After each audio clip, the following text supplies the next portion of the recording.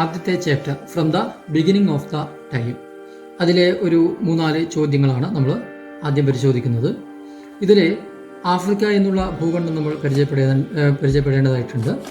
അതായത് ഏകോൽപത്തി മാതൃക പ്രകാരം മനുഷ്യൻ ആവിർഭവിച്ച ഭൂഖണ്ഡം ഏത് എന്ന് ചോദിച്ചാൽ ആഫ്രിക്ക എന്നുള്ള ഈ ഭൂഖണ്ഡമാണ് ഉത്തരം. ഇതാണ് ആഫ്രിക്ക. ഈ ഭാഗം ഏഷ്യ, ഇത് നോർത്ത് അമേരിക്ക, സൗത്ത് അമേരിക്ക, ഇത് ആഫ്രിക്ക, ഇവിടെ യൂറോപ്പ്. അപ്പോൾ ഈ ആഫ്രിക്കയാണ് ഏകോൽപത്തി മാതൃക പ്രകാരം മനുഷ്യൻ ആവിർഭവിച്ച ഭൂഖണ്ഡം. അതേപോലെ ആസ്ട്രലോപിത്തേക്കസ്, അതേപോലെ ഹോമോ ഹാബിലിസ്, ഇങ്ങനെയുള്ള മനുഷ്യവർഗ്ഗങ്ങളെക്കുറിച്ച് അതിൽ പഠിക്കുന്നുണ്ട്. ആസ്ട്രലോപിത്തേക്കസുകളുടെ ഫോസിലുകൾ ആദ്യമായി കണ്ടെത്തിയത് ആഫ്രിക്കയിൽ നിന്നാണ്. ഒന്നുകൂടി ശരിയായ രീതിയിൽ ചോദിച്ചാൽ അതിൻ്റെ ഉത്തരം ഓൾഡ് വൈ ഗോർജ് എന്ന് പറയും. അത് ഇവിടെയാണ്, ഈ 1 എന്ന് മാർക്ക് ചെയ്തതാണ് ഓൾഡ് വൈ ഗോർജ്. ഇത് ഓർമ്മിക്കണം, ആഫ്രിക്കയിലാണ്. ഏകദേശം ഈ ബെൻഡിൻ്റെ അടുത്ത് നിങ്ങൾ അടയാളപ്പെടുത്തേണ്ടി വരും. 1 എന്നുള്ളത് ഓൾഡ് വൈ ഗോർജാണ്. ജോർജ് എന്നാണ് നമ്മൾ സാധാരണ പറയാറ് പതിവ്, അത് തെറ്റാണ്. ഗോർജ് എന്നാണ് ഉത്തരം. അതേപോലെ ഹോമോ ഹാബിലിസിൻ്റെ ഫോസിലുകൾ ആദ്യമായിട്ട് കണ്ടെത്തിയത് ഈ ഓൾഡ് വൈ ഗോർജ് ഉണ്ട്. അതേപോലെ ഒമോ എന്ന് പറയുന്ന ഈ 2ാമത്തെ സ്ഥലവും ഓർമ്മിച്ച് വെക്കണം. അപ്പോൾ ഓൾഡ് വൈ ഗോർജ്, അതേപോലെ ഒമോ. ഇനി 2 സൈറ്റും കൂടി നമുക്ക് നോക്കാനുണ്ട്. വലിയ മൃഗങ്ങളെ വേട്ടയാടി പിടിച്ചതിൻ്റെ തെളിവുകൾ കിട്ടിയ 2 സ്ഥലങ്ങൾ നമുക്കറിയാം. അത് ഒന്ന് ബോക്സ്ഗ്രോ എന്ന് പറയുന്ന ഇംഗ്ലണ്ടിലെ, സദേൺ ഇംഗ്ലണ്ടിലെ ഒരു സ്ഥലമാണ്. അതേപോലെ ഷോനിഞ്ചൻ എന്ന് പറയുന്ന ജർമ്മനിയിലെ സ്ഥലമാണ്. അതിൽ ഷോനിഞ്ചൻ എന്ന് പറയുന്ന സ്ഥലമാണ് ഈ 4 എന്നുള്ളത് അടയാളപ്പെടുത്തിയിട്ടുള്ളത്. ഓർമ്മിക്കണം, യൂറോപ്പിൻ്റെ വടക്ക് ഭാഗത്ത് ഏകദേശം വടക്കേ സൈഡിൽ ജർമ്മനിയിലാണ് ഷോനിഞ്ചൻ എന്ന് പറയുന്ന സ്ഥലം. അതേപോലെ 5 എന്നുള്ളത് ഇവിടെയാണുള്ളത്, ഇംഗ്ലണ്ടിൽ. ശ്രദ്ധിക്കണം, കാരണം ഇംഗ്ലണ്ട് ഒരു ദ്വീപാണ്. ആ ദ്വീപിലെ തെക്കേ അറ്റത്താണ്, അതായത് സദേൺ ഇംഗ്ലണ്ടിലാണ് ഈ പറയുന്ന ബോക്സ് ഗ്രോവ്, BOXGROVE എന്ന് പറയുന്ന ഈ സ്ഥലം. പിന്നീട് ഈ 3 എന്നെഴുതിയത് നിയാൻഡർതാലാണ്, അതും ജർമ്മനിയിലാണ്. അപ്പോൾ ഇത്രയും സ്ഥലങ്ങൾ നിങ്ങൾ ഓർമ്മിച്ച് പോകണം. കൂട്ടത്തിൽ നമുക്കൊരു ബോക്സ് ഉണ്ട് നമ്മുടെ ടെക്സ്റ്റ് ബുക്കിൽ. അതിൽ അൾട്ടാമിറ എന്ന് പറയുന്ന ഒരു ഗുഹാചിത്രത്തിനെ കുറിച്ചുള്ള ഒരു കുറിപ്പുണ്ട്. അൾട്ടാമിറ ഗുഹകൾ സ്ഥിതി ചെയ്യുന്ന രാജ്യം ഏത് എന്ന് ചോദിച്ചാൽ സ്പെയിൻ എന്നാണ് ഉത്തരം. ആ സ്പെയിനാണ് ഇവിടെയുള്ളത്, യൂറോപ്പിൻ്റെ പടിഞ്ഞാറ് ഭാഗത്ത് സ്പെയിൻ. അതായത് ആഫ്രിക്ക ഇവിടെ, അതേപോലെ യൂറോപ്പ് ഇവിടെ സ്പെയിൻ. ഇതിൻ്റെ ഇടയിലുള്ള സ്ഥലമാണ് മെഡിറ്ററേനിയൻ കടൽ. അത് നമുക്ക് അടുത്ത മാപ്പിൽ പരിചയപ്പെടാം. അപ്പോൾ ഇത്രയും നമ്മൾ ഇത് ഇവിടെ ഓർമ്മിച്ച് വെക്കേണ്ടതുണ്ട്. ആഫ്രിക്ക എന്ന് പറയുന്ന ഭൂഖണ്ഡം, അതേപോലെ ഓൾഡ് വൈ ഗോർജ്, ഒമോ, അതേപോലെ ഷോനിഞ്ചൻ, ബോക്സ് ഗ്രോവ്, ഇവിടെ നിയാൻഡർതാൽ. ഇത്രയും ഓർമ്മിച്ച് വെക്കുകയാണെങ്കിൽ ഈ പാഠത്തു നിന്ന് വരുന്ന ഏകദേശം ചോദ്യങ്ങൾക്കെല്ലാം ഉത്തരം എഴുതാൻ പറ്റും എന്നുള്ള ഒരു വിശ്വാസം നമുക്ക് ഉറപ്പിക്കാൻ പറ്റും. അടുത്തത് നമ്മുടെ 2ാമത്തെ ചാപ്റ്ററാണ്, മെസോപ്പൊട്ടേമിയൻ സിവിലൈസേഷനുമായിട്ട് ബന്ധപ്പെട്ടത്. അതിൽ പ്രധാനമായിട്ട് നമുക്ക് 3-4 സ്ഥലങ്ങളും അതേപോലെ 2 നദികളുമാണ് പരിചയപ്പെടാനുള്ളത്. ആ 2 നദികളെക്കുറിച്ച് നമുക്ക് ആദ്യം പറയാം. അത് ഇവിടെയാണ്. ഒന്ന് ടൈഗ്രീസ് നദി, റിവർ ടൈഗ്രീസ്, RT എന്ന് എഴുതിയിട്ടുണ്ട്. അത് എത്രത്തോളം വ്യക്തമാവുമെന്നറിയില്ല. RT river Tigris. അതേപോലെ അതിൻ്റെ താഴെത്തത് RE river Euphrates. River Tigris, river Euphrates. ഇത് രണ്ടും കൂടി ഒഴുകി വരുന്നത് പേർഷ്യൻ ഗൾഫിലേക്കാണ്, അതായത് പേർഷ്യൻ ഉൾക്കടലിലേക്ക്. ഇവിടെ 2 ചെറിയ കടലുകൾ നമ്മൾ പരിചയപ്പെടും. ഒന്ന് പേർഷ്യൻ ഗൾഫ്, അതായത് പേർഷ്യൻ ഉൾക്കടൽ. പിന്നീട് റെഡ് സീ, ചെങ്കടൽ എന്ന് പറയും. ഇത് അറേബ്യ എന്ന് പറയുന്ന സ്ഥലമാണ്. അത് നമുക്കടുത്ത മാപ്പിൽ കൃത്യമായിട്ട് ഒന്നുകൂടി പരിചയപ്പെടാം. ആ അറേബ്യയുടെ 2 ഭാഗത്തുമായിട്ട് പേർഷ്യൻ ഉൾക്കടലും അതേപോലെ ചെങ്കടലും. ഇവിടെ ഇന്ത്യ നമ്മൾ കാണുന്നുണ്ട്, ഇതാണ് ഇന്ത്യ. അതേപോലെ അറേബ്യൻ സീ, ഇതൊന്നും നിങ്ങൾ അങ്ങനെ മനസ്സിലാക്കണമെന്നില്ല, എങ്കിലും അറേബ്യൻ സീ ഒന്നും ചോദിക്കാൻ സാധ്യതയില്ല. പേർഷ്യൻ ഗൾഫിലേക്കാണ് ഈ യൂഫ്രട്ടീസും ടൈഗ്രീസും കൂടി ഒഴുകി വരുന്നത്. അതിൻ്റെ കരകളിലാണ് ഇനി നാം പറയാൻ പോകുന്ന ചില നഗരങ്ങളുള്ളത്. അതിൽ 1 എന്ന് പറയുന്ന ഈ സ്ഥലം നിങ്ങൾ കാണുക. ഈ 1 എന്നുള്ളത് ഉർ നഗരമാണ്. ഉർ, അതേപോലെ ഉറൂക്ക്, അതാണ് 1ഉം 2ഉം. 2 വളരെ ചെറിയതായിട്ടാണ് അടയാളപ്പെടുത്തിയിട്ടുള്ളത്. 2 നദികളുടെയും ഇടയിലാണ് അത് കാണുന്നത്. അപ്പോൾ 1, 2 ഉർ, അതേപോലെ ഉറൂക്ക് 2 ക്ഷേത്ര നഗരങ്ങളാണ്. അതേപോലെ മൂന്നാമത്തതും അതിനടുത്ത് തന്നെയാണ്. ഇത് വളരെ ചെറിയ സ്ഥലമാണ്. അത് അതുകൊണ്ട് തന്നെ നമുക്ക് മാർക്ക് ചെയ്യാൻ കുറച്ച് പരിമിതികളുണ്ട്. അവിടെയാണ് ബാബിലോൺ എന്ന് പറയുന്ന സ്ഥലം. ഈ യൂഫ്രട്ടീസിൻ്റെ കരയിലാണ് ബാബിലോൺ എന്ന് പറയുന്ന സ്ഥലം. അതേപോലെ അതിന് തൊട്ടു മുകളിലാണ് മാരി. ഈ 4 എന്ന് കാണുന്നതാണ് മാരി, അതായത് രാജകീയ തലസ്ഥാനം മാരി. അപ്പോൾ ഓർമ്മിക്കണം, ഒന്നാമത്തത് ഉർ നഗരം, രണ്ടാമത്തത് ഉറൂക്ക് നഗരം, മൂന്നാമത്തത് ബാബിലോൺ, നാലാമത്തത് മാരി. അതേപോലെ റിവർ യൂഫ്രട്ടീസ്, റിവർ ടൈഗ്രീസ്. ഇത്രയും നമ്മൾ ഓർമ്മിച്ച് കഴിഞ്ഞാൽ ഒന്നുകൂടി കുറച്ചുകൂടി സ്ഥലങ്ങൾ നമുക്ക് നോക്കാം. 1-2 കടലുകളുണ്ട് ഇവിടെ.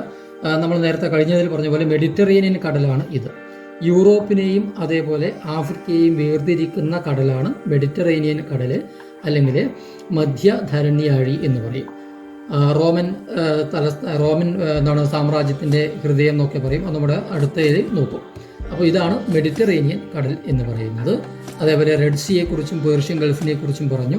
ഇത് കാസ്പിയൻ, ഒരു പുഴു പോലെയുള്ളതാണ് കാസ്പിയൻ കടൽ. അതേപോലെ ഇത് ബ്ലാക്ക് സീ ആണ്. ഇതൊന്നും നിങ്ങളോട് ചോദിക്കാൻ സാധ്യതയില്ല, എങ്കിലും ചുറ്റുപാടും ഒന്ന് അറിഞ്ഞു വെച്ചാൽ നല്ലത് എന്ന് മാത്രം. അപ്പോൾ ഇത്രയും കാര്യങ്ങൾ ഓർമ്മിക്കണം. ഉറൂക്ക്, ബാബിലോൺ, മാരി, അതേപോലെ യൂഫ്രട്ടീസ്, ടൈഗ്രീസ്. ഇത്രയും കാര്യങ്ങൾ ആയാൽ ഈ രണ്ടാമത്തെ പാഠത്തിനുള്ള സ്ഥലങ്ങൾ ഏകദേശം ആയി. അടുത്തത് മൂന്നാമത്തെ ചാപ്റ്ററാണ്, അതായത് തീമാണ് Roman empire, an empire across 3 continents. അതിൽ കുറച്ചധികം സ്ഥലങ്ങൾ നമ്മൾ കാണേണ്ടതായിട്ടുണ്ട്. ഒന്ന് റിവർ ഡാന്യൂബ്, അതേപോലെ നേരത്തെ പറഞ്ഞ Mediterranean sea, Rome, Constantinople, Antioch, Damascus, Alexandria, then Carthage, river Rhine. നമുക്ക് ആ 2 നദികളെക്കുറിച്ചും ആദ്യം നോക്കാം. ഇതാണ് നമ്മൾ നേരത്തെ പറഞ്ഞ ബ്ലാക്ക് സീ.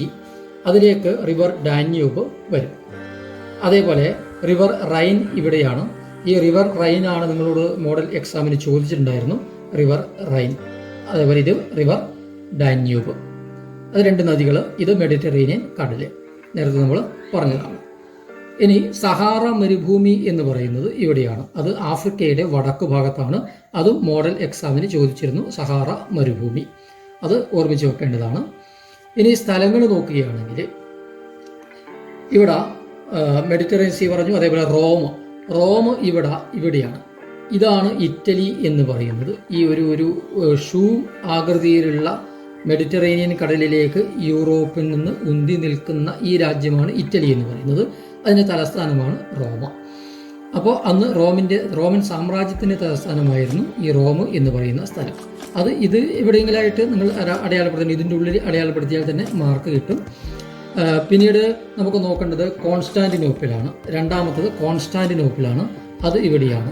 അതായത് റോമാ സാമ്രാജ്യം 2ആയിട്ട് വിഭജിച്ചതായിട്ട് നിങ്ങൾക്കറിയാവുന്നതാണ്.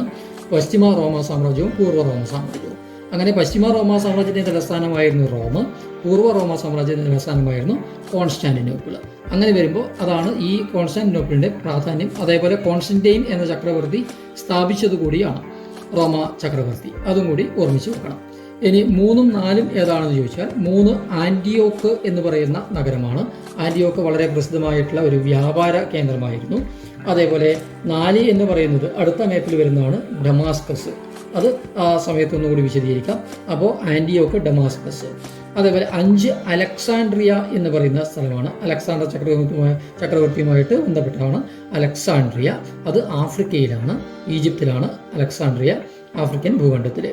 അത് ഇവിടെയാണ്, ആഫ്രിക്കയുടെ ഏറ്റവും വടക്കേ ഭാഗത്ത്, ഈ സഹാറ മരുഭൂമിക്കും ശേഷം. പിന്നീട് ഇവിടെ 6 എന്ന് പറയുന്ന സംഖ്യ നിങ്ങൾ കാണുന്നുണ്ടാവും.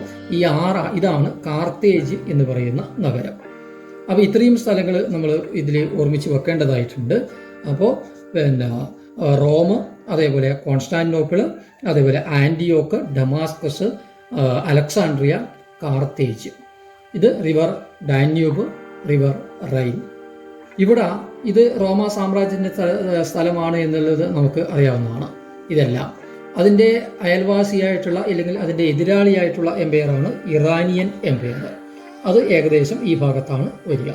ഇതും ഒന്ന് നിങ്ങൾ ഓർമ്മിച്ച് വെക്കേണ്ടതായിട്ടുണ്ട്. അപ്പോൾ ഇത്രയും സ്ഥലങ്ങളും ഈ പറയുന്ന 2 നദികളും ഓർമ്മിച്ചാൽ, സഹാറ മരുഭൂമിയും ഓർമ്മിച്ചാൽ ഈ ഭാഗത്ത് നിന്നുള്ള ചോദ്യങ്ങൾക്ക് എല്ലാം കൃത്യമായിട്ട് ഉത്തരം എഴുതാൻ പറ്റും.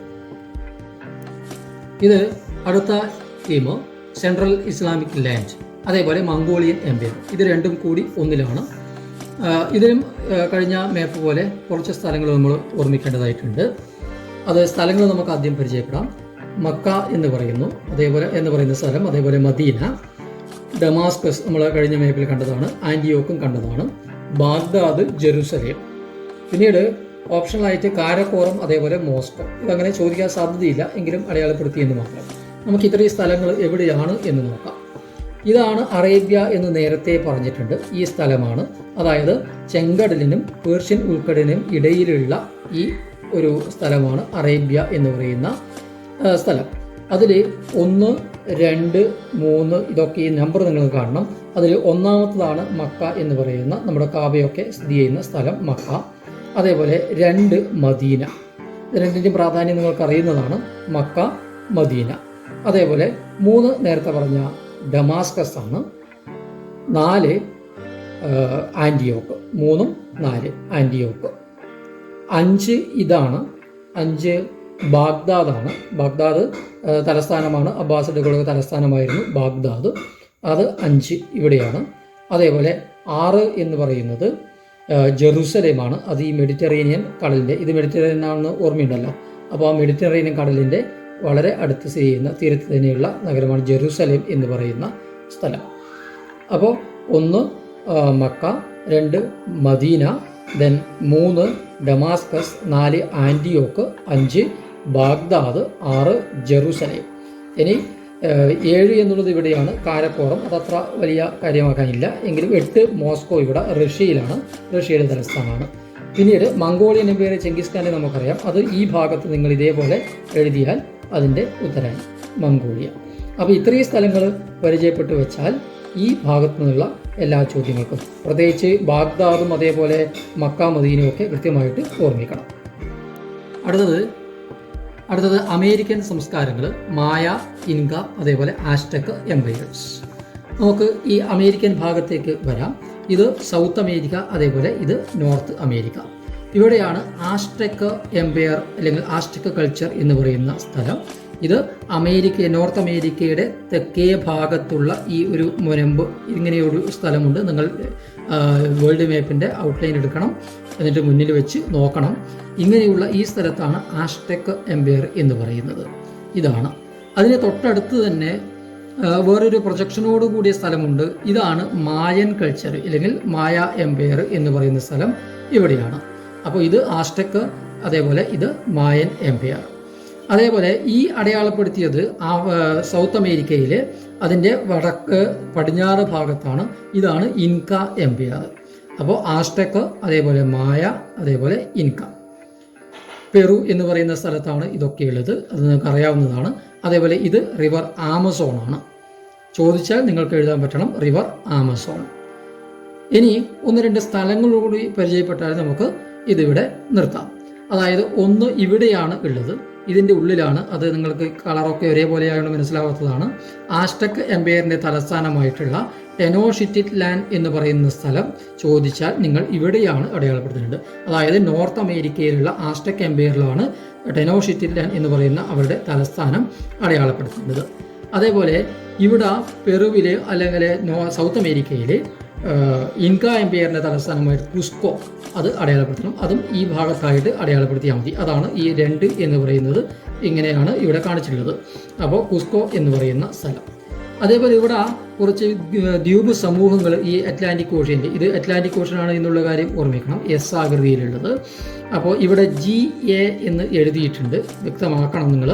അപ്പോൾ GA എന്ന് പറയുന്നത് ഗ്രേറ്റർ ആൻറ്റിലീസ് ആണ്. ഗ്രേറ്റർ ആൻറ്റിലീസ് എന്ന് പറയുന്നത് ഗ്രേറ്റർ ആൻറ്റിലീസ് ആൻഡ് ലെസർ ആൻറ്റിലീസ്, അതിവിടെയാണ്. അത് ദ്വീപ് സമൂഹങ്ങളാണ് എന്ന് നിങ്ങൾക്ക് അറിയാവുന്നതാണ്.